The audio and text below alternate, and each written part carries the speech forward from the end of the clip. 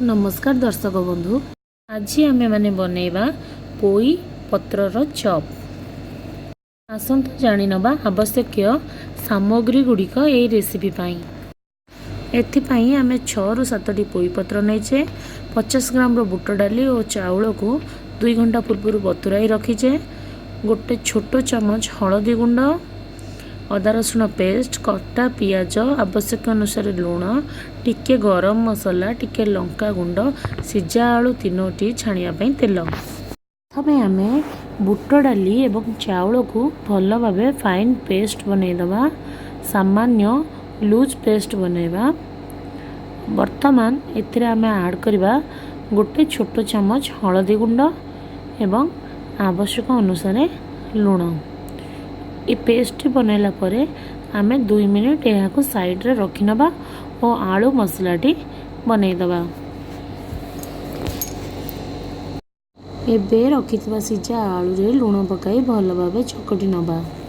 आलू को आमे बहुत भल भावे चकटी नबा एवं मसला कसिबा पई गोटे कड़ाई बसई सेतिरे 2 चमच रिफाइंड ऑयल गरम होबा पई छाड़ी दबा।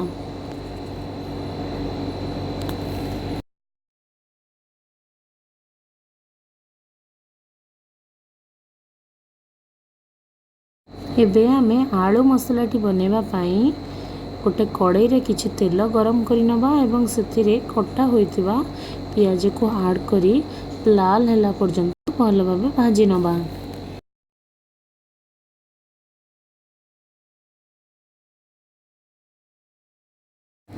वर्तमान पियाजटीर कलर चेंज हो जाइछि।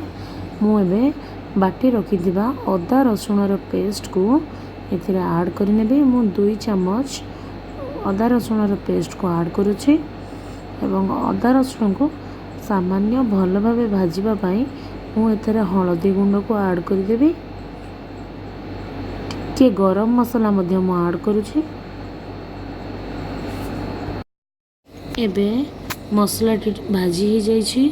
मु एथिरे ऐड करि नेबी गोटे छोटो चमच लंका गुंड एवं आउ गोटे मिनिट भल भाबे स्लो फ्लेम रे भाजीबा पाई छाड़ी देबी। आपण जदि दरकार करिवे तो सामान्य पानी मध्य ऐड करि नियंतु, आपणक मसलाटी तळे लागिबो नाही। मु वर्तमान मसलाटी रे पूर्वरु रखिथिबा आलू चकटा को ऐड करि नेबी एवं भल भाबे ड्राई करी फ्राई करि नेबी। आमे मसलाटी एही परि भाबे बनैबा जेपरि मसलाटी रे आदौ पानी रहिबो नाही, पूरा सुखिला मसला हेबो। एही परि भाबे मो आलूटी को भल भाबे आउ 2 रु 3 मिनिट मसला संगे मिसिबा पई भल से फ्राई करि नेबी।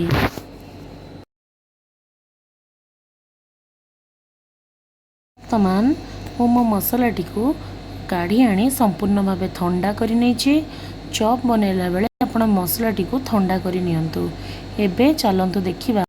वर्तमान आमे एही परि भाबे गोटे पोई पत्र नै ता मझिरे आलू पुरोटी रखी दबा एवं भल से रोल करी पैक करि दबा 2 पट साइड रो। एही परि भाबे मु मोर सबु पोई पत्र उडी को बनै पैक करि नेबी। वर्तमान मोर सबु रोल गुड़ी के प्रस्तुत हो सारी। मो वर्तमान रोल गुड़ी को गोटे पर गोटे बैटर रे एही परि भल से बुड़ाई देबी एवं गरम तेल रे छाणिया पई रखी देबी। एही परि कले हमर पोई पत्रटी 2 पट साइड रो भल से सील हे जिवो एवं आलू मसलाटी आ फिटिबर डर नथिबो। देखंतु मु गोटे बैच रे प्राय 3 रु 4टी चॉप को छाणिया पई रखी देछि।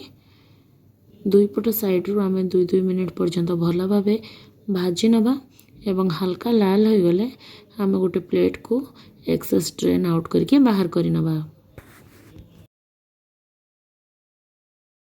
मैं वर्तमान चॉप टी को 2 पट साइड रो एही परि भाबे मीडियम फ्लेम रे लाल हबा पर्यंत भाजी नबा एवं गोटे प्लेट को काढ़ी नबा।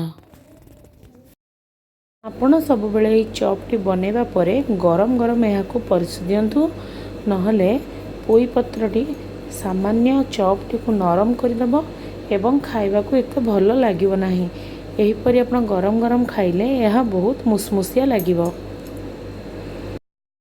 एही यूनिक प्रिपरेशन टी को आपण घरे बने खातु एवं कमेंट सेक्शन में निश्चिंत जणातु यह आपन को किपरि लागला। धन्यवाद।